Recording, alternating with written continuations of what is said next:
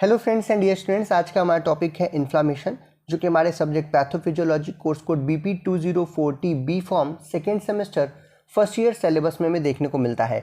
इस वीडियो में हम लोग इन्फ्लामेशन का एक general introduction, causes of inflammation जिसे इटियोलॉजी ऑफ इन्फ्लामेशन भी कह सकते हैं, इन्फ्लामेटरी रिस्पॉन्स स्टेप यानी इन्फ्लामेशन कैसे हो रहा है, किन किन स्टेप्स के द्वारा किया जाता है, और क्लिनिकल साइंस ऑफ इन्फ्लामेशन इत्यादि को आसान तरीके से समझने की कोशिश करेंगे।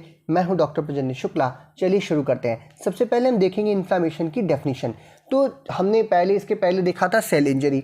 तो आपने देखा कि जब भी किसी सेल के ऊपर या किसी टिश्यू के पास अगर कोई इंजरी हो रही है या कोई ऐसा एजेंट जो कि वहाँ की होम्योस्टेसिस को मेंटेन होने से रोक रहा है अगर पहुँचता है, तो वो लिविंग मैमेलियन टिश्यू जो है वहाँ पर एक लोकल रिस्पॉन्स जनरेट करता है उस इंजरी या उस एजेंट के प्रति, और वही क्या कहलाता है, इन्फ्लामेशन। सिंपली अगर कहें तो ये एक नॉन स्पेसिफिक कॉम्प्लेक्स रिस्पॉन्स होता है जो कि किसी भी टिश्यू इंजरी के द्वारा जो है प्रोड्यूस किया जाता है, और कुछ चीज़ों को कम करने के लिए या किस चीज़ों को हटाने के लिए इसका प्रयोग होता है। किन किन चीज़ों को मिनिमाइज करता है? पहला तो ये कि जो इंजरी या जो इन्फेक्शन हुआ है उसके इफेक्ट्स को कम कर दे। साथ ही साथ जो डैमेज टिश्यू हो रही है, जो हम लोग देख रहे थे नेक्रोसिस इत्यादि में जो टिश्यूज़ मर रही थी, उन सभी सेल्स को, उन टिश्यूज़ को आपके शरीर से बाहर निकालने का काम करना है। नेक्स्ट, जो नए टिश्यूज़ हैं उनको जनरेट होने में यानी रिपेयर करने में मदद करता है। और साथ ही साथ हीलिंग, यानी जब इंजरी हुई या फिर कोई रिस्पॉन्स जनरेट हुआ था या कोई किसी एजेंट की वजह से, कोई स्टिमुली की वजह से, जहाँ पर जो नुकसान हो गया है टिश्यू या सेल में, उसको हील करना, यानी उस घाव को जो हुआ है उसे भर करके वापस से वहाँ पर रिपेयरिंग करना, ये सारे मेन काम जो है वो इन्फ्लामेशन के थ्रू होता है। यानी आपके शरीर में कहीं पर भी किसी भी एरिया में अगर इन्फेक्शन हो रहा है, अगर सेल इंजरी हो रही है या किसी एजेंट के द्वारा, जैसे कि किसी बैक्टीरिया, किसी वायरस, कोई हीट की वजह से, कोल्ड की वजह से अगर वहाँ इंजरी पहुँच रही है, तो उस इंजरी के रिस्पॉन्स में इन्फ्लामेशन कॉज होता है, जो कि इंजरी इन्फेक्शन को कम करता है, डैमेज टिश्यूज़ को रिमूव करता है, जनरेट करता है न्यू टिश्यूज़ को, और हीलिंग को फैसिलिटेट करता है, यानी कि उसको बढ़ावा देता है। इन्फ्लामेशन इसीलिए एक प्रोटेक्टिव मैकेनिज्म है, क्योंकि वो आपका जो पूरा होम्योस्टेसिस है या सेल का जो स्ट्रक्चर है, टिश्यू का स्ट्रक्चर है, उसको प्रोटेक्ट कर रहा है। रिमूव करता है कॉम्प्लेक्स बायोलॉजिकल रिस्पॉन्सेस को जो कि वैस्कुलर टिश्यूज़ के अंदर आ रहे हैं, किसी भी स्टिमुलाई जैसे पैथोजन, डैमेज सेल्स या इरिटेंट के अगेंस्ट में काम करता है, यानी इनको आपके शरीर से बाहर निकालने का काम करता है। इन्फ्लामेशन को सिंपली हम लोग कैरेक्टराइज कर सकते हैं, जब भी इन्फ्लामेशन होगा तो कुछ इन्फ्लामेटरी मेडिएटर्स का प्रोडक्शन और उनका रिलीज होना शुरू हो जाएगा, जैसे कि बोल सकते हैं प्रोस्टाग्लैंडिन्स हो सकते हैं, साइटोकाइनिन्स हो सकते हैं। ये होते हैं इन्फ्लामेटरी मेडिएटर्स, जो कि आगे हम लोग को पढ़ना भी है, हम लोग उसको डिटेल में पढ़ेंगे। इनका प्रोडक्शन होना शुरू हो जाता है, इनका रिलीज होना शुरू। साथ ही साथ जिस अफेक्टेड एरिया में ये सब कुछ पहुंचना है, वहाँ पे फ्लूइड, ढेर सारा ल्यूकोसाइट्स और जो है अदर तरीके की जो सेल्स हैं जो कि इन्वॉल्व होती हैं इन्फ्लामेशन में, वो सब कुछ जो है वेस्कुलर सिस्टम से निकल करके एक्स्ट्रा सेलुलर टिश्यूज़ में पहुंचने लगता है, इकट्ठा होने लगता है at the site of infection और at the site of cell injury. जो इन्फ्लामेशन होता है, कई बार लोगों को लगता है कि वो इन्फेक्शन का एक सिनोनिम है। ऐसा नहीं है। इन्फेक्शन अलग चीज़ होती है। इन्फेक्शन मतलब कोई भी, मान लीजिए पैथोजेनिक जो माइक्रो ऑर्गेनिजम्स है उनका अटैक हो रहा है, उसको इन्फेक्शन बोलते हैं। उसकी वजह से इन्फ्लामेशन हो सकता है, लेकिन इन्फ्लामेशन हमेशा इन्फेक्शन ही नहीं होता है। लेकिन आप कह सकते हैं कि इन्फ्लामेशन कई बार जो है वो इन्फेक्शन की वजह से कॉज होता है। इन्फ्लामेशन होने के कई तरीके हो सकते हैं, जैसे हम लोग जा रहे हैं और कहीं हम टकरा गए, चोट लग गई, तो भी इन्फ्लामेशन हो जाता है। कोई इन्फेक्शन नहीं हुआ, सिंपल चोट लगने से। आप जल गए या बहुत ज़्यादा किसी ठंडी जगह पे पहुंच गए, मतलब कोई बहुत ज़्यादा ठंडी चीज़ आपने, तो उससे भी कई बार जो है इन्फ्लामेशन हो सकता है। या फिर सिंपल सेल टिश्यूज़ में कहीं नेक्रोसिस हुई थी और एक सेल डेथ हो रही थी, उसकी वजह से भी आपको इन्फ्लामेशन देखने को मिल सकता है। नॉर्मल कंडीशन में जब भी इन्फ्लामेशन होता है तो ये एक प्रोटेक्टिव रिस्पॉन्स है, जैसा मैंने स्टार्टिंग में ही बताया, और ये एलिमिनेट करता है जो भी इंजरी का इनिशियल कॉज था, जैसे कि पैथोजेंस थे या फिर कोई जो इंजरी थी उसके इफेक्ट्स को आफ्टर इफेक्ट के रूप में हमें इन्फ्लामेशन देखने को मिलता है, जैसे डेड सेल्स और टिश्यूज़ के रूप में। लेकिन अगर इन्फ्लामेशन इनएप्रोप्रिएट तरीके से ट्रिगर्ड हो जाए, यानी बढ़ जाए या बहुत दिन तक रह जाए, या इन्फ्लामेटरी रिस्पांस जो है वो सही तरीके से ना आए, बहुत ज़्यादा रिस्पांस देने लगे, तो ऐसी केस में इन्फ्लामेशन हार्मफुल भी हो सकता है, जो कि सेल, टिश्यू और ऑर्गन के डिस्ट्रैक्शन तक भी जा सकता है। इसलिए नॉर्मल कंडीशन में तो इन्फ्लामेशन आपका प्रोटेक्शन दे रहा है, लेकिन कई बार ऐसा भी होता है कि इन्फ्लामेशन लंबे समय तक होने पर वो सेल, टिश्यू और ऑर्गन को डिस्ट्रक्ट भी कर सकता है। नेक्स्ट आइए बात करते हैं इन्फ्लामेटरी रिएक्शंस और इसके जो सीक्वेंशियल स्टेप्स होते हैं कि किस तरीके से इन्फ्लामेशनरी रिस्पांस जो है वो हमें देखने को मिलता है, और तब आपको समझ में आएगा कि जो हम डेफिनेशन की बात कर रहे थे वो एग्जैक्टली है क्या। जब भी आपके सबसे, ये कई स्टेप्स हैं, ये लगभग 5 स्टेप्स हैं। जो सबसे पहला स्टेप है वो है रिकॉग्निशन।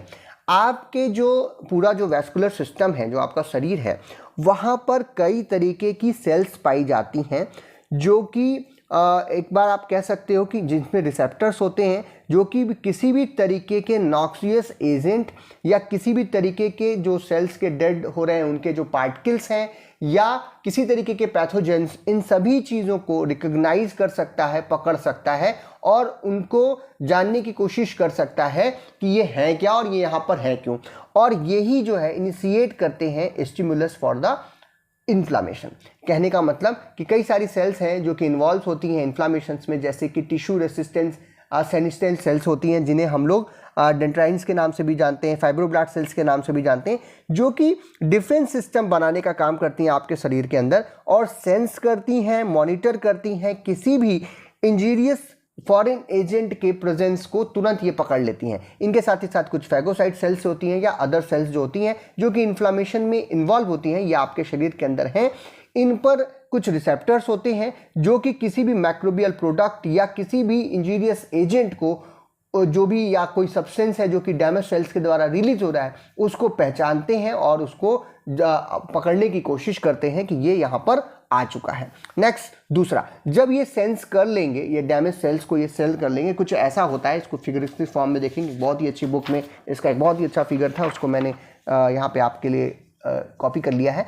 देखिए, ये है हमारी नॉर्मल सेल्स और ये हैं कुछ नेक्रोटिक सेल्स जो कि जिनमें डेथ सेल्स हो रही हैं, जाकि जिसमें डिस्ट्रक्शन हो रहा है, जैसा हम लोगों ने पहले पढ़ा था। तो अगर माइक्रोब्स हैं वो अंदर आ जाएं, या नेक्रोटिक टिश्यूज से जो ये टूट रही हैं सेल्स, उनके जो पार्टिकल्स निकल रहे थे, हम लोगों ने देखा था बल्ब्स वगैरह बनते हैं जो निकल जाते हैं, वो बल्ब्स बन जाए। तो हमारे सिस्टम में ही मैक्रोफेजेस हैं, डेंड्राइटिक सेल्स हैं, जिसे हम लोग सैनिटल सेल्स के नाम से भी जानते हैं, मास्ट सेल्स हैं। ये करती क्या है, इन सभी चीज़ों को सेंस करती हैं ड्यू टू देयर रिसेप्टर्स, और इनको पकड़ करके रिकॉग्नाइज करती हैं कि जो आप, जिन्हें हम लोग सैनिटेशनल सेल्स भी बोल रहे हैं, ये रिकॉग्नाइज करती है कि कोई बाहरी चीज़ आ गई है, फॉरेन मटेरियल आ गया है, उसको ये अपने साथ पकड़ती हैं।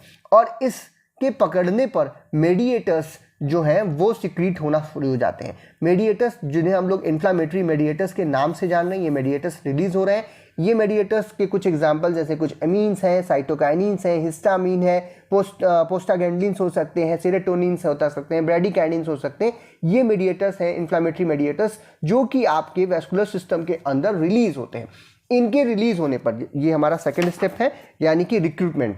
अब रिक्रूटमेंट शुरू होगा, जब ये रिलीज कर देंगे तो क्या शुरू होगा, रिक्रूटमेंट शुरू होगा। Recruitment of leukocytes and plasma proteins into the tissues. आपके ब्लड सर्कुलेशन में ही ल्यूकोसाइट्स है, जिसे आप WBC बोलते हो, व्हाइट ब्लड सेल्स बोलते हो, जो प्लाज्मा प्रोटीन्स हैं, ये भी जो है हमारे शरीर के डिफेंस सिस्टम या इम्यूनिटी सिस्टम को बनाने के काम करते हैं। तो अगर बैक्टीरिया आया है, इन्होंने सेंस किया, तो ये क्या करेंगे, अब मेडिएटर्स छोड़ेंगे जो कि इन सेल्स को इकट्ठा कराना शुरू करेंगे। यानी क्योंकि हमारा जो ब्लड है वो पूरे सभी टिश्यूज तक पहुंचता है, तो जो ल्यूकोसाइट्स हैं, जो प्रोटीन्स हैं, प्लाज्मा प्रोटीन्स हैं, या जो आपके प्लेटलेट्स हैं, ये सब कुछ उस साइट ऑफ टिश्यू इंजरी या जहां पर स्टिमुलाई है, जहां पर बैक्टीरिया या पैथोजन आया है, उस जगह पर आसानी से डिलीवर किए जाते हैं और वहां पर इकट्ठा होना शुरू कर जाते हैं। जैसा कि इस फिगर में आपको दिख रहा है, जैसे ही ये मेडिएटर्स सिक्रीट होंगे, ये सारा रिक्रूटमेंट ऑफ ल्यूकोसाइट्स, यानी जिसमें मोनोसाइट सेल्स होती हैं, ग्रेनुलोसाइट सेल्स होती हैं, जो प्लाज्मा प्रोटीन्स हैं, जो कि कंपोनेंट्स हैं, जो काइनिन्स हैं, अदर्स हैं, साथ ही साथ जो प्लेटलेट्स हैं, ये सब कुछ साइट ऑफ एक्शन, जहां पर साइट ऑफ इंजरी, जहां पे इंजरी हो रही है या जहां पर पैथोजन आया है, वहां पर जाना शुरू हो जाते हैं और इंक्रीज होना शुरू हो जाते हैं। साथ ही साथ इनके इंक्रीजमेंट के जगह पर वैसोडाइलेशन कॉज होता है। जो आपका वैस्कुलर सिस्टम है उसमें डायलेशन होता है, वहाँ पे इंक्रीज हो जाती है उसकी वैस्कुलर परमेबिलिटी और इनको बाहर निकालने में फिर वो मदद करता है। तीसरा जो पार्ट होता है दैट इज रिमूवल, यानी कि जब भी जो स्टिमुलस मिला है इन्फ्लामेशन के लिए, जो भी हमारा कोई सेल का टूटा हुआ पार्ट था या फिर कोई जो पैथोजन था, उसको जो है एकम्प्लिस किया जाएगा फैगोसाइटोसिक सेल्स के साथ। फैगोसाइटिक सेल्स वो थी, हमने पहले भी देखा था कि जो कि किसी भी जो इंजीरियस चीज़ है या पैथोजन है उसको इंजेस्ट कर सकती है, उसको डिस्ट्रॉय कर सकती है, और जो डेड सेल्स है माइक्रोब्स हैं उनको खा करके वो क्या कर सकती है, ख़त्म करती है। तो ये क्या हो रहा है, रिमूवल। तो जो भी आपका ये सेल्स आई थी, ये आने के बाद इन्होंने क्या किया, इसको वैसोडाइलेशन कॉज करके इनको पहले तो बाहर निकाला, और बाहर निकालने के बाद मैक्रोफेजेस इत्यादि जो फैगोसाइटेटिक सेल्स हैं वो इनको एलिमिनेट करने में, खा करके ख़त्म करने में डेड टिश्यूज़ को, माइक्रोब्स को अपना हेल्प करती हैं। लेकिन इस वैस्कुलर डायलेशन होने की वजह से या इतने सारे सेल्स के इकट्ठा होने की वजह से उस स्थान पर जो पर्टिकुलर एरिया है वहाँ आपको इडीमा दिखने लगता है, वहाँ सूजन हो जाती है। इन्फ्लामेशन सिंपली हम लोग बोलते हैं कि सूजन हो गया है। हम लोग देखते हैं कहीं चोट लग जाती है तो वहाँ वो जगह फूल जाती है। क्यों फूल रही है? क्योंकि यहाँ पर इतनी सारी चीज़ें जो है वो इकट्ठा हो रही हैं, फ्लूइड ढेर सारी मात्रा में वहाँ पर पहुँच रहा है, तो उसकी वजह से वहाँ पर क्या हो जा रहा है, इडीमा भी हो रहा है। साथ ही साथ जब ये एलिमिनेशन हो जाएगा डेड टिश्यूज़ का, तब इस रिस्पॉन्स को हमें क्या करना होगा, रेगुलेट करना है। ऐसा नहीं कि अब ये रिस्पॉन्स ज़्यादा देर तक चलता ही रहे, अब काम हो गया, सब कुछ बाहर निकल गया है, तो फिर टर्मिनेशन, इस प्रोसेस का क्या होगा, टर्मिनेशन शुरू होगा। यहाँ पर कुछ जो हैं वो मेडिएटर्स होते हैं जो कि रेगुलेट करते हैं इस रिस्पॉन्स को, जो इन्फ्लामेटरी रिस्पॉन्स है, और फिर टर्मिनेट करते हैं रिएक्शन को जब इसका पर्पस जो है वो पूरा हो जाए। लास्ट स्टेप है दैट इज रिपेयर। यहाँ पर एक सीरीज ऑफ जो है इवेंट्स जो है वो होते हैं, यानी कि जो डैमेज हुआ था, टिश्यू जो डैमेज हुआ था पैथोजेन की वजह से या किसी पर्टिकुलर क्या नाम है, नेक्रोसिस इत्यादि की वजह से, वहाँ पर हीलिंग जो है वो शुरू हो जाती है और डैमेज टिश्यू को जो है वो ठीक करने की प्रक्रिया शुरू हो जाती है। ये जो प्रोसेस है इंजर्ड टिश्यू को ठीक करने का, वो भी जो है जो सर्वाइविंग सेल्स हैं उनका रीजनरेशन से शुरू होता है, और वहाँ पे कुछ रेसिडिवल डिफेक्ट्स जो हैं, जो छोटे मोटे डिफेक्ट्स आए हैं, उनको कनेक्टिव टिश्यू के द्वारा ठीक किया जाता है, जिसे हम स्कैरिंग के नाम से जानते हैं। जब एक बार चोट लग जाती है, कोई जल जाता है, कहीं पर कोई घाव हो जाता है, तो जब वो ठीक होता है तो उसके ठीक होने पर हमें छोटे छोटे स्कार्स दिखने लगते हैं, जिनको आप लोग निशान बोलते हैं, जो पड़ जाते हैं। वो इसीलिए पड़ते हैं क्योंकि वहाँ पर जब ये एलिमिनेट हुए माइक्रोब्स और डेड टिश्यूज, तो वहाँ पे साइटोकाइनिन्स और कुछ ग्रोथ फैक्टर्स आते हैं जो फाइब्रोब्लास्ट सेल्स इत्यादि या फिर एक्स्ट्रासेलुलर मैट्रिक्स प्रोटीन्स और सेल्स के साथ जुड़ करके सेल का रिपेयरिंग कर रहे हैं, और उस रिपेयरिंग की वजह से वहाँ पर कुछ स्कार्स कुछ दिन तक आपको देखने को मिलते हैं। धीरे धीरे वो स्कार्स जो है वो हल्के होते जाते हैं और फिर वो ख़त्म भी हो जाते हैं। कई बार ज़्यादा गहरी चोट हो तो थोड़ा बहुत निशान रह जाता है। तो ये पूरा प्रोसेस है जो कि आपको किसी भी माइक्रोब्स या हम कह सकते हैं डेड टिश्यू इत्यादि के या किसी स्टिमुलाई के आने पर इन्फ्लामेटरी रिस्पॉन्स के रूप में हमें देखने को मिलता है। तो these are the steps of the inflammatory response. अब बात करेंगे इटियोलॉजी ऑफ इन्फ्लामेशन की। इटियोलॉजी हमने पहले कहा था, these are the simple causes of the inflammation, की कौन सी चीज़ें हैं जो इन्फ्लामेशन कॉज कर रही हैं। तो बहुत सारे इंजीरियस एजेंट हो सकते हैं जो कि इन्फ्लामेशन को कॉज कर सकते हैं, उनको हम छोटा मोटा क्लासिफिकेशन दे सकते हैं। जैसे सबसे पहला है हमारा infective agents like bacteria, virus, algae ETC, और उनके टॉक्सिन प्रोडक्ट्स जो कि वो टॉक्सिन्स छोड़ते हैं, कुछ फंगी है, पैरासाइट्स हैं, ये सब जो है आपके शरीर के अंदर जब पहुंचेंगे तो जो हमारी सेल्स थी, डेंड्राइटिक सेल्स जो इत्यादि जो थी, वो क्या हो जाती हैं, एक्टिवेट हो जाती हैं और इन्फ्लामेशन आपको देखने को मिलता है। कुछ इम्यूनोलॉजिकल एजेंट्स जैसे कि सेल मेडिएटेड या एंटीबॉडी रिएक्शंस जो हमें देखने को मिल जाती है, जो कि हमारे बॉडी का डिफेंस सिस्टम है, वहाँ से भी इन्फ्लामेशन जो है वो कॉज होता है। नेक्स्ट हमारा फिजिकल एजेंट्स। कुछ फिजिकल एजेंट्स जैसे कि हीट, बहुत ज़्यादा कोई चीज़ गर्म हमारे टच में आ जाए, ठंडी आ जाए, कोई रेडिएशंस हैं, इलेक्ट्रोमैग्नेटिक रेडिएशंस हो सकती हैं, कुछ मैकेनिकल ट्रॉमा हो सकता है, किसी को बहुत धक्का लगा है, उन सभी चीज़ों में, या फिर चोट लग गई है, मान लीजिए कोई किसी चीज़ से टकराने की वजह से, एक्सीडेंट होने की वजह से, वो सब किसके अंतर्गत आते हैं, फिजिकल एजेंट्स के अंतर्गत आते हैं। भाई मार पिटाई करते हो आप लोग, उससे भी हो सकता है मैकेनिकल ट्रॉमा, वो भी हो सकता है। किसी ने आपकी आँख के पास घुसा मार दिया तो पूरा जो आपका चेहरा है वो सूज जाएगा, तो वो भी क्या कहलाता है, मैकेनिकल ट्रॉमा या फिर फिजिकल एजेंट के अंतर्गत आ सकता है।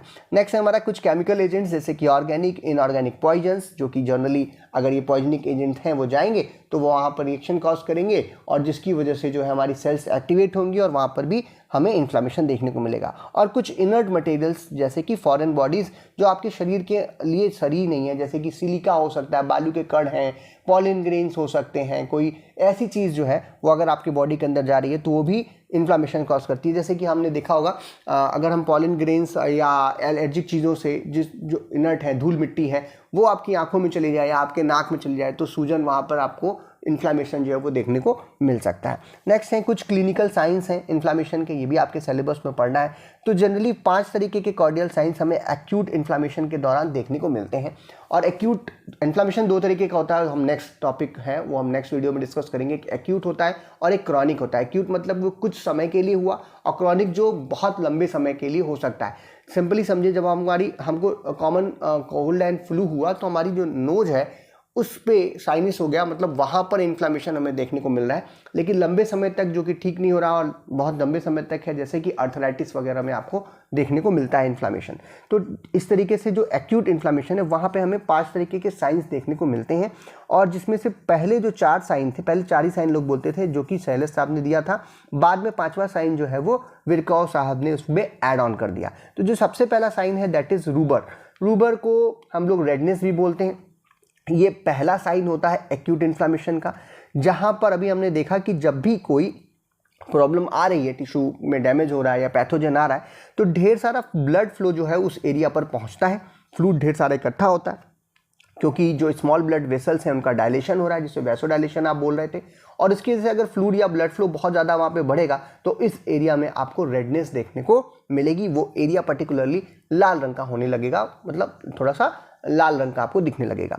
ऐसा होता है, जब भी चोट लगेगी तो वो एरिया जो है वो लाल हो जाता है। और बहुत ज़्यादा चोट लग जाती है तो बहुत ज़्यादा लाल भी देखने को मिलता है। और कई बार जो है उस जगह की रैप्चर हो जाती है ब्लड सेल्स, तो स्मॉल ब्लड वेसल्स, तो उस जगह पे ब्लड इकट्ठा भी होता है तो वो ब्लैक कलर का भी दिखने लगता है, रेडिश ब्लैक कलर का दिखने लगता है। नेक्स्ट इज कैलर को हम लोग हीट भी बोल सकते हैं। ये सेकंड साइन होता है, क्योंकि ढेर सारा ब्लड फ्लो उस जगह पे पहुंच रहा है और जो ल्यूकोसाइट्स और मैक्रोफेजेस हैं उनका मेटाबॉलिज्म भी वहाँ पे हो रहा है, जिसकी वजह से डैमेज साइट के ऊपर आपको थोड़ा सा वो एरिया गर्म लगने लगेगा, हीटिंग जो है वहाँ पर आने लगेगी। और इसकी वजह से कई बार पूरे शरीर में भी फीवर जो है वो देखने को मिल सकता है अगर ज़्यादा चोट है। नहीं तो जिस जगह पर चोट लगी है वो एरिया जो है आपका इन्फ्लामेशन की वजह से वहाँ पर गर्मी जो है वो आपको महसूस होने लगती है, वो थोड़ा सा गर्म हो जाता है area.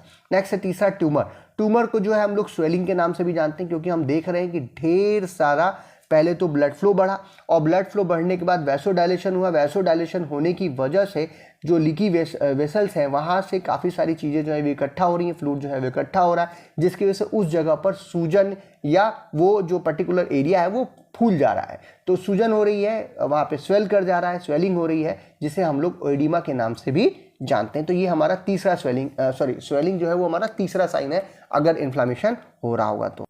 Fourth important sign is डोलार, जिसे हम लोग पेन के नाम से भी जानते हैं। पेन तो होगा ही, जहाँ एक्यूट इन्फ्लामेशन हो चुका है, जहाँ इतनी सारी चीज़ें आ गई हैं, वहाँ पर ये सारा कुछ हमने पहले बताया कि केमिकल मीडिएटर्स के रिलीज की वजह से हो रहा था।